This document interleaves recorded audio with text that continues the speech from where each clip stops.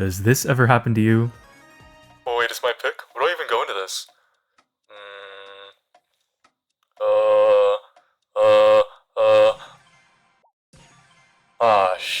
Waste too much time scrolling or thinking of your pick when drafting?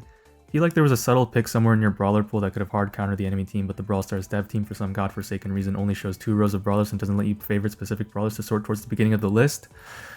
Supercell Danny, please, we need this feature implemented, please, I'm begging you. Hey guys, it's Bedlam, and in this 2-part video series, we are going to cover the fundamentals of drafting, starting with the broad archetypes of brawlers and which brawlers you'll need upgraded in this video, and in the next video, we're going to explore the draft itself and how you can draft to maximize your chances of winning, so that by the end of this series, you're not only going to know how to quickly judge your brawler's favorable matchups and best counters in every meta, map, and mode, but also how you can avoid common drafting mistakes that players often make in their games, which will directly lead to you winning more games overall. So if you learned something, be sure to passive-aggressively share this video around with your friends who regularly make absolutely diabolical, egregious picks in ranked, as a not-so-subtle request for them to change their behavior going forward. Now, without further ado, let's jump right into talking about brawler categories or archetypes. So before you can really understand drafting in Brawl Stars, it's super important that you first understand brawler categories or archetypes, which are terms I'll use interchangeably throughout this video. Basically, just groups of brawlers that all share a similar purpose. If you're new to the game or haven't unlocked every brawler, chances are your knowledge of all the brawlers are going to be pretty shaky, and it's going to be really difficult to understand more complex drafting strategies if you don't even know which brawlers do what. So we first need an easy way to group brawlers that'll serve as a mental shortcut for us to quickly find counters in our ranked games. Now, if you're unaware, Brawl Stars actually has official terms for the different categories of brawlers, which they call classes, right? These little one-word descriptors under each brawler's name. Recently, they even added functionality so that you can sort brawlers by these 7 different classes, probably related to their SpongeBob event where each brawler class gets their own unique unlockable abilities. Now, these 7 brawler classes are Marksman, Tanks, Assassin, Artillery, Damage Dealers, Support, and Controllers. Pretty useful, right? Except, if you're familiar with this game, scrolling through this list, you might start to see some pretty weird placements, like Sam as an Assassin, or Janet and Maisie in the same categories as all the other snipers of the game. And what the hell even is a controller anyways? Not to mention the fact that half the brawlers in the support category are usually used for other roles like snipers, assassins, and tanks, and for new players trying to learn this game, these brawler classes aren't really going to help you understand what these brawlers are normally used for. So for the purposes of this video, we are going to modify Brawl Stars' class system of categorizing brawlers to create our own system, which we can call Bedlam's Brawler Categories, although to avoid sharing an acronym with the British Broadcasting Corporation, let's go with Bedlam's Brawler Archetypes, or BBA for short. Starting with Supercell's classes as a baseline, first we'll rename Marksmen to Snipers, Artillery to Throwers, Damage Dealers to Tank Counters/DPS, so we're using terms that most players are actually familiar with. Oh, and we're also going to delete the Controllers category. Now let's move some brawlers around, and there we go, that looks good. If you're looking at these lists and you're thinking to yourself, Bedlam, what the fuck are these placements? Okay, listen, we're going to go over these category by category, let me cook. Starting with the snipers, these are brawlers that have the longest range in the game and specialize in dealing big bursts of damage from far away. This means that the playstyles of these brawlers are usually to stand at max range and poke enemies safely from a distance, although for a lot of these brawlers it's not really gentle poking but more like gouging your chest out with a mini nuke. Some other notable brawlers that have range this long or longer are Tick, Grom, Mr. Penis, and Jean, but because their purposes don't really match that of a sniper brawler, I've decided to omit them from this category. Next we have the tanks. Tanks are high HP brawlers whose main playstyle is soaking damage in order to get close and in the enemy's face, take positioning, and draw the attention of the enemy team onto themselves and away from their teammates. You'll notice that this category is pretty broad and has some interesting placements like Carl, who you don't think of as a traditional tank but is often used to take positioning and create space by utilizing his high HP and flying hook gadget. When I say taking space or take positioning as a tank, what I mean is that these brawlers will usually use their higher HP pools and generally faster movement speeds to move up the map towards the enemies, which draws the enemy fire onto them. Because the enemy attention and ammo is now being focused onto the tank, this gives the opportunity for the tank's teammates to then push up the map as well, which can bring them in range of the enemies to deal damage and threaten kills. This process of breaking into the enemy's danger zones to push the enemies back and give your teammates more forward positioning is called taking space, and is a key part of the tank's playstyle and main purpose. This is more a brief summary, and if you'd like me to do a more in-depth positioning guide for Brawl Stars, let me know in the comments below. I'll add it to my laundry list of videos that I need to start working on. Tanks often get grouped in with another category of brawler, which are assassins.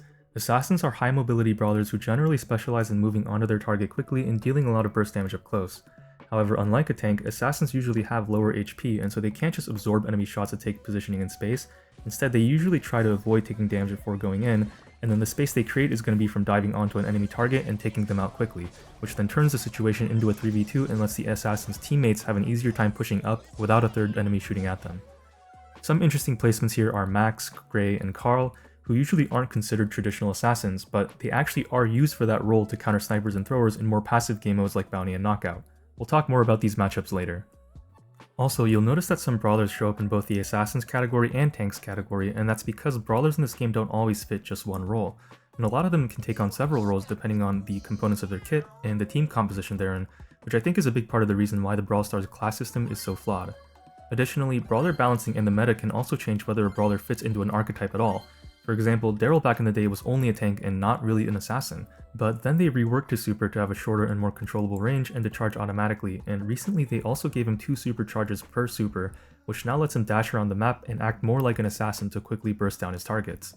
Now, if Daryl were to receive a bunch of HP nerfs down the line, he might one day stop being a tank entirely, right? Similarly, if Kit's gadget were to get reworked, he might cease to be an assassin overnight and become an actually balanced brawler. Also, just as an aside, does anyone else feel like Kit's ears are just too big? Like, he looks more like Mickey Mouse than an actual cat, and I like cats, but this one doesn't have a nose. Why doesn't he have a nose? What happened to his nose? Supercell, what happened to his nose? Anyways, next category down the line we have throwers, which are brawlers that can throw their attack projectile over walls.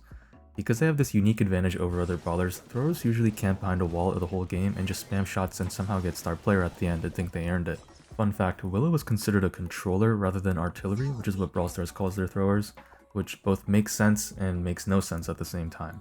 Tank counters and DPS brawlers are the biggest category, which generally specialize in dealing with tanks and assassins, usually through the use of their high damage output, which can shred through a tank or assassin's higher HP. Or they have some other knockback, slow, or stun abilities in their kit, which they can use to limit the tank or assassin's advantage in having higher movement speed.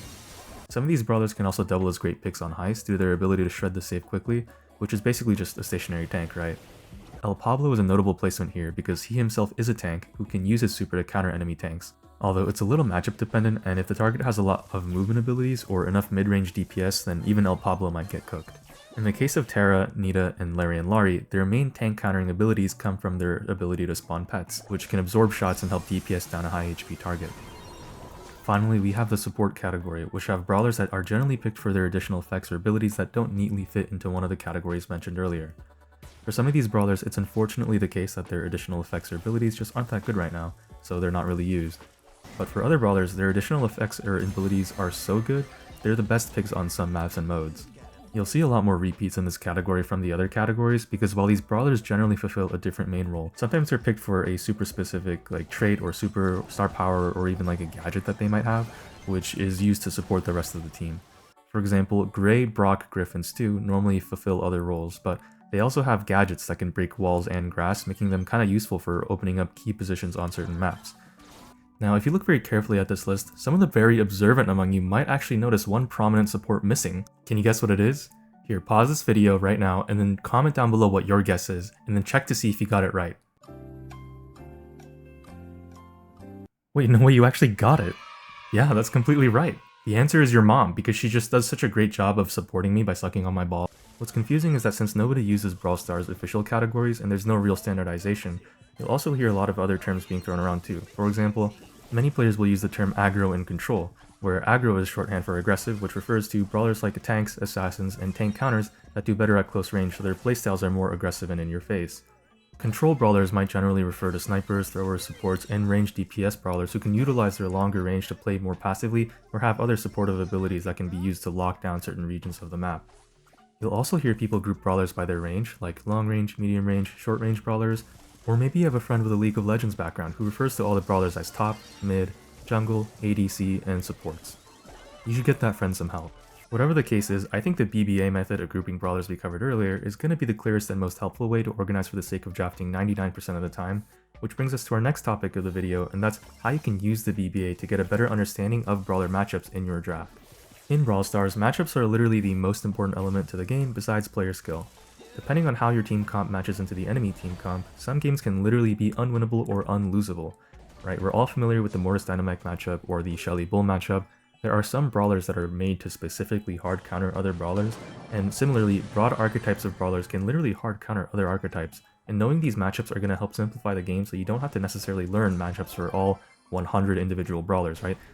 Brawlers in the same archetype are going to generally share brawlers that they do well into and brawlers that they get countered by.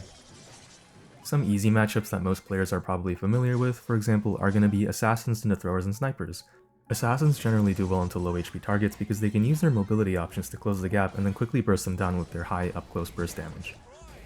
Another easy one is going to be tank counters, right? It's in their name, they counter tanks. But they can also counter assassins too by utilizing their higher damage at medium range. But the tricky component of learning matchups is that matchups are usually map dependent. For example, while assassins do generally counter snipers, snipers can actually flip the script and counter assassins instead on very open maps with no cover. Assassins usually need some cover to stall for time while they wait for their mobility to recharge, and if the assassin in question struggles to get access to their mobility tools against brawlers with longer ranges, they're gonna get cooked. You'll be familiar with this if you've ever played Brawl Ball and the games go into overtime, for example. On maps this open, snipers will dominate against every other archetype of brawler because they have the highest damage at the longest range. On the other side of the spectrum, on maps with lots of walls, throwers will instead dominate against all the other types of brawlers, even against most assassins. But I'm talking about mad walls, like you're driven on your own feet trying to turn a corner kind of walls. If the assassin in question can jump over walls like Kimiko and Edgar, they might still be able to cycle their supers and counter the throwers anyways. Another exception to this is that some brawlers with good wall break in their kit can open up the map to get rid of the thrower's advantage, but with the introduction of unbreakable walls a couple years ago, throwers can still sometimes perform well even in otherwise very open maps. This update was the one that made a lot of players realize just how much they hate playing against throwers. Right, generally, maps with lots of walls, throwers will dominate against all the other archetypes. But we're not done yet. There's actually one more dimension to this map spectrum, and that's maps with a lot of grass. Now, if you're watching this type of video, seeing this much grass may scare you, but don't worry, just avert your eyes, like and subscribe to my channel, and we'll get through this together. These grassier maps will favor tanks because it's a lot easier to dodge shots in bushes, which allows tanks to close the gap on longer ranged squishier brawlers, but that also means that tank counters will also do quite well here to counter the tanks in their own grass. Also, while tanks and assassins are often grouped together because of their similarities in benefiting from the grass to counter low HP brawlers, assassins usually don't have the burst damage to deal with high HP tanks, whereas most tanks have enough burst to 3-shot most assassins. So in super bushy maps, like these where range is more difficult to take advantage of, tanks generally beat assassins in the 1v1, although tank counters reign supreme and beat both obviously. But in general, maps with lots of grass, tanks are going to be stronger than every other archetype of brawler except tank counters. Now, for the record, there are no maps in rotation that look like these three extremes. Most maps are going to be somewhat balanced, right? On more mid-range maps, snipers, tanks, and throwers all kind of do decently, and how well they do compared to each other can fluctuate depending on how much or how little of each type of cover there is. But that also means that assassins and tank counters can have the edge on more balanced maps, just because their roles counter snipers, throwers, and then tanks respectively. Also, some maps will incorporate components of the three extremes, like Cavern Churn, older maps like Snake Prairie, and then some knockout maps with very open lanes. Right, this means that some brawler archetypes can excel in just one section of the map and struggle in other sections, which is why it's important that you understand what section of the map your brawler is good on and try to stick to those regions. There is one group of brawlers that I haven't mentioned here, which are supports, and that's because supports as a category kind of do their own thing. A lot of these supports fit into other categories, and so they're going to behave like those categories first. For example, Byron is a healer, but he's most similar to a sniper, where on open maps he's going to dominate, and he's going to also get run down by an assassin up close, right, like a sniper. The supports that are specifically only supports and don't fit into any other role as of me making this video are Jean, Poco, Sandy, Squeak, Mr. Penis, Eve, Bo, Ruffs, Penny, and Janet. The reason why I say as of me making this video is that these brawlers are like a few balance changes away from being capable of fulfilling other roles. For example, if Janet got a range buff or Mr. Penis got a damage buff, they could be snipers. But for now, these specific supports I've mentioned all generally have low DPS, so they can get run down by assassins and tanks up close. They also can't really do anything to throwers and will lose to snipers on open maps and throwers on closed maps. Right, these brawlers don't counter any specific type of brawler, their role is more to enable certain team comps on specific game modes. Which is a great segue into talking about game mode dependent matchups. The game modes in this game can actually inherently favor certain brawler types just because of its win condition, which I'll explain soon. Also, you might not have noticed, but Brawl Stars ranked map pools generally follow a trend that favors specific archetypes of brawlers and don't vary too much except for the occasional map. Like, if a game mode favors tanks, for example, the maps will generally be built with enough grass and walls for tanks to thrive. While this does remove some variety in categories of brawlers you see on each game mode, it makes knowing what's good for each game mode easier to learn for new players because you'll often see the same brawlers in specific game modes. Right, let's go through an example of this. Brawl Ball. Brawl Ball heavily favors mobility because of the necessity to bring the objective, the Brawl Ball, to a specific part of the map, the enemy goal. This emphasis on mobility favors tanks and assassins, which almost always have some mobility tool in their kit. Every now and then, Supercell will try a map with a different meta, open maps like Backyard Bowl and Goalkeeper's Dream which favor snipers, and the current wall-heavy Penalty Kick which favors throwers, but the most popular Brawl Ball maps are usually very grassy or somewhat balanced because people like playing their tanks and assassins. Because of this meta, tank counters are quite favored as well in Brawl Ball, but they don't necessarily overshadow all tanks and assassins because they generally don't have access to the same mobility options that tanks and assassins do. Some supports also do very well in this mode just because they can emphasize the tank's strength or counter the enemy's aggressive brawlers. That's why this is the mode where you'll see things like Poco or Sandy Double Tank, Kit Draco, and Squeak and Crow back in the day when their throws were a lot stronger. Brawl Ball also has overtime where everything breaks, so snipers, if they're broken enough in the current meta, can actually do quite well in Brawl Ball as a kind of backup plan for if the game stalls out, or if you have a lot of wall break in your comp. On the other hand, throwers are generally not picked in Brawl Ball Sack just because the maps have too much grass or are too open for them to thrive, but there is that one penalty kick map where they do really well. Heist is somewhat similar to Brawl Ball as it also inherently favors mobility to get to the enemy safe quickly, but the most important element of Heist is actually damage. This means that high DPS tank counters are going to excel here, as well as aggressive tanks that have a lot of mobility and deal a lot of DPS. Snipers can also do very well here because their range can allow them to poke the safe from a distance, and if they can open up a heist map with some good wall breaks, they'll be the only viable option. Throwers can specifically work on Hot Potato where there are a lot of walls, but if the enemy goes a wall break option or a jumping assassin, you might get countered.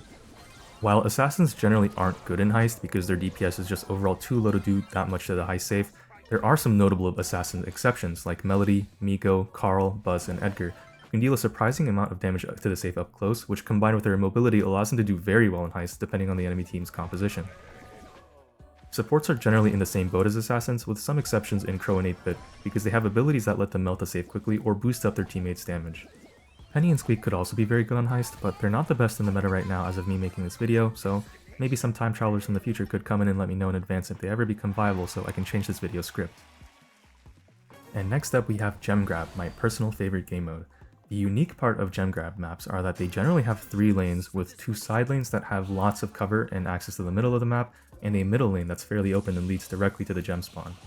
This layout means that brawlers that do well in the mid are going to be different from brawlers that do well in the side lanes, and this can happen in other game modes too, like Bounty, where one side of the map is more open and the other is more closed or grassy. For Gem Grab, because the mid lane is quite open and your gem carriers need to play pretty safe, the best brawlers here are going to be passive brawlers with a lot of range like snipers and supports. DPS and tank counter brawlers can also work as mids because some of the best brawlers for the side lanes are tanks and assassins, since the side lanes are generally quite bushy and closed, just like your mother's legs. Ho! You thought I was done with just one mom joke this video? You thought your mother was safe from me? Throwers are generally not great on most Gem Grab maps because the lanes are either too open or too bushy to really work out. This is probably why I love Gem Grab the most, because I fucking hate playing against most throwers, especially Tick. Fuck Tick. Another objective-based mode is Hot Zone, where the best brawlers are going to be brawlers that have high HP or healing who can sit on the pad and charge that shit without rest. Tanks and supports are going to be very good on Hot Zone, and therefore tank counters and assassins can be very good counter picks on Hot Zone too if there's like a tank or support on the enemy team. Throwers and snipers can get a lot of kills on Hot Zone depending on the map, but it's very important to know that if your team doesn't have a tanky brawler who can stand on the point, your whole team might go all positive KDs, but you might still catch a giant L at the end of the game. Getting a lot of kills in Hot Zone doesn't actually matter if you can't convert those kills into point percentage, and with passive brawlers like throwers and snipers, you're often too far away from the point to get any meaningful percentage after killing an enemy tank. This means that some teams can fall into the kill spiral, where they keep getting kills over and over again as the enemy tanks walk up one by one off respawn, but as we mentioned earlier, a tank's whole job is to take space, it's what they're good at. So usually tanks will be able to trade their life for some percentage on the point, while the snipers and throwers are all pushed back and off of the point, focusing on trying to kill the enemy tank. This phenomenon can also happen on some heist maps too, with one team going full aggro on the safe and the other team stuck defending the game the whole time. And on Hot Zone, you can actually make tanks even stronger too, by supporting them with a Grey Teleport or a Gale Jump Pad, which lets them get onto the point with less resistance. Be mindful that when you pick Tick on Hot Zone into 3 tanks, you probably will get Star Player, but your pick might also be an objectively dogshit pick if your team has no tanks to charge the point in the process. And now for the passive game mode, Bounty. In Bounty, dying is really bad, which means that passive brawlers who can safely get kills without risking trading their own life for it are usually the strongest. Additionally, Bounty maps are mostly pretty open or have lanes that are very open, which means that snipers are pretty strong in this mode. For the more closed sides of the Bounty maps, as touched upon earlier, throwers do really well. but snipers usually stand so far back that some throwers with shorter ranges don't work at all here, like Dynamite and Barry. You need to go a thrower with long range to do great, which means that Tick, Grom, and Sprout are your best bet on Bounty.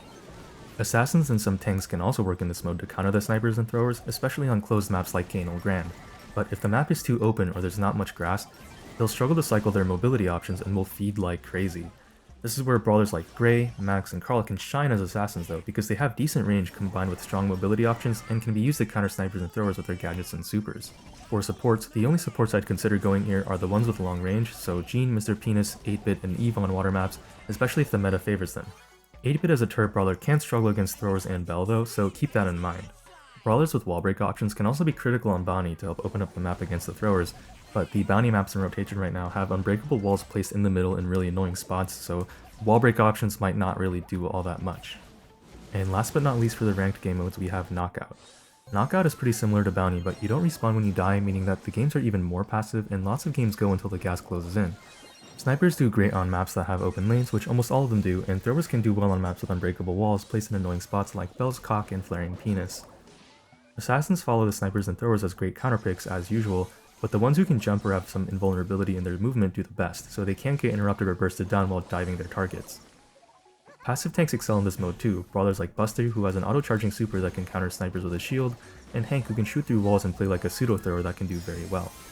Supports with auto-charging supers also do pretty well, like Kit can sit in the back waiting for the gas to close in, and then attach onto a tank or assassin to wipe the enemy squishies with his highly mobile, high HP healing tank with a fucking cat with a bomb strapped to its back.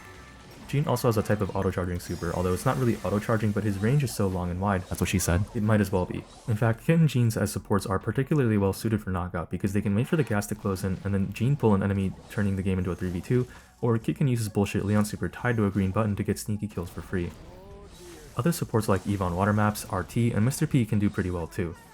Barry functionally has an auto-charging super too, but his super isn't as useful as the others mentioned. His range is lower, and he charges his super by taking damage and charging the enemy supers in the process. I'd also generally avoid the other supports I haven't mentioned here unless they are broken in the meta for some balance related reason. Now, as a final note, some brawlers are going to be so strong in the meta that they transcend their categories to become the best and strongest pick on every game mode. Most recently that brawler was reworked Meg, but before her was reworked Lily, Draco, Angelo, Melody, Larry and Laurie, Kit, Charlie, Chuck on Heist, Cordelius, Hank, Hypercharge Maisie, RT with a skin bug, Buster, Sam with his healing, Bonnie, Janet, Eve, Fang, Hypercharge, Logan. I can go on, and the list will probably cover almost every brawler in the game in chronological order since their release, and based on the sneak peeks, it's also looking like the Stinky Rat and Mr. Sushi will fit right into this list. Keep in mind that when thinking of brawlers to pick for each mode, this knowledge is mostly supplemental to the current state of the game, and the current state of the meta takes priority. One day the brawlers I've mentioned here will get nerfed, and you might be watching this video thinking, Tick and Bounty? When was Tick ever good? God, I hope that day comes. Please, please, please, please, please, Supercell Danny, please. But as long as you're aware of the brawler's category, you should hopefully have a good idea of what that brawler will do and which maps and modes it'll be good on and how to counter it if you ever see it on the enemy team. Now, that being said, as a final note on this topic, some brawlers will have specific elements that allow them to excel on maps where their category would indicate that they otherwise shouldn't. For example, even Angelo can excel on maps with lots of water, even though there might be lots of cover that favor throwers and aggression on that map. Some brawlers can literally be carried on a specific map too, just because they have a gadget or super that lets them get a critical wall break. Rico and Ruffs are also very good lane brawlers on maps with lots of walls, even though they're not a thrower. Jean is surprisingly good on bushy maps just because he can equip the vision gear and scout with his fan attack. In fact, most brawlers can equip the vision gear on grassy maps and just completely shut down any aggressive pick. This is why vision gear is literally so broken, because it enables most brawlers to somewhat nullify the ability for enemies to sneak around in bushes and close the gaps without getting hit. Also, I briefly tickled the scrotum of the topic of brawler synergies in this video, but they exist too, and on certain game modes, they're like their own thing. While I don't have the time to cover them all in this video, let me know if you want to see a more detailed breakdown in the comments below, but you better like this video, otherwise, I don't know, maybe I won't listen to you, I don't know. Another great advantage of knowing these brawler archetypes is that they can inform your decision making for upgrading brawlers on your account. I've seen a lot of people ask me, which brawler should I choose to upgrade or unlock next? And almost every time my response is going to be, which brawlers do you currently have at power 11? Sure, in my opinion, Piper is like the best sniper in the game, but if you already have Belle and Angelo at power 11, then you'd be far better off upgrading like a strong thrower instead, which can give you a big advantage as a counterpick option in Knockout and Bounty. Because brawler matchups can be like a game of rock, paper, scissors, it's always a good idea to have at least a couple brawlers in different archetypes that you're comfortable playing. As a general rule of thumb, I think all players should have at least 2 snipers, 2 tanks, 2 assassins, 2 throwers, and 2 to 3 tank counters / DPS brawlers that they're comfortable playing in ranked. Make sure that out of your tanks, assassins, and DPS options, you have some brawlers that are good on heist specifically. The support category is optional because they're more synergistic in nature and don't necessarily counter any other brawler type, but it could be worth getting if they're really strong in a certain game mode meta, like Sandy and Brawl Ball in Gem Grab, or Jean and Knockout for example. Keep in mind that if you're on a budget, you only really need like 10-ish brawlers to cover you for every situation. On my main account where I have every brawler power 11 and hypercharged, I really only cycle between like 8 of them in 90% of my games anyways, which is why Brawl Stars really needs a favorite system. Please, Danny, I'm begging you, please, I'm on my hands and knees over here. It's also really nice to have brawlers that can fill multiple roles, like how Byron can be both a support and a sniper, or how Larry and Larry can be both a thrower and a tank counter with his twin. Certain brawlers are also just really versatile in general, like Carl and Larry are super versatile picks that can work in most maps and modes, which makes sense since they can serve multiple roles. But other brawlers like Jean, Chester, Rico, and Amber, which only show up in one category, can still work on like the majority of maps and modes, because their kits kind of let them do it all in a way. Right, Jean is a damage gadget to help him in range duels and a healing star power for passive modes, but also a knockback gadget to help him against aggressive enemies, and his pull can help him break walls for Brawl Ball or deal with throwers or turn the game in Gem Grab. Chester has 5 supers, and depending on the situation he can pull out some crazy bullshit to hold his own in almost any scenario. Rico can bounce shots around walls, a gadget which can delete people diving on him, and a star power that lets him get slimy with movement on open maps. Amber can oil you up. These brawlers are just super versatile in general, and if you're really in a pinch and don't know what to go, these brawlers can more or less work out in almost any situation, so they're pretty decent choices to upgrade if you're a PowerPoints peasant. Alright, I know some of you fuckers are snoozing at this point, so to wrap up this really long video, we've covered the brawler archetypes, how the archetypes match up against each other depending on the map and mode, and in my next video, we're going to be going over the actual ranked drafting stages, breaking down the roles of each of the players in the draft order, and the strategies that you can use to maximize your chances of winning the actual game. So stay tuned for that, and feel free to check out my Discord to get notified for my streams and new uploads. And yeah, that's going to be it from me. Hope you enjoyed the video and learned something. If you did, be sure to share this video with a friend who struggles with upgrading their account or picking good brawlers so you can save them from their absolutely putrid, abominable drafts. If you disagree with anything I said in this video, feel free to leave a really nice comment saying how much you love me and agree with everything I said. It'll be like our secret code. Trust me, I'll know what you really mean. If you want to check out more videos like this, I have a guides playlist too. Link for that will be in the description, so be sure to check that out. And if you made it this far into the video, I just want you to know that I love your socks. They look splendidly silly today in a marvelously spectacular fashion. Shoutouts Neztec, my tier 3 channel member. Take care y'all, I love you, goodbye. Mwah.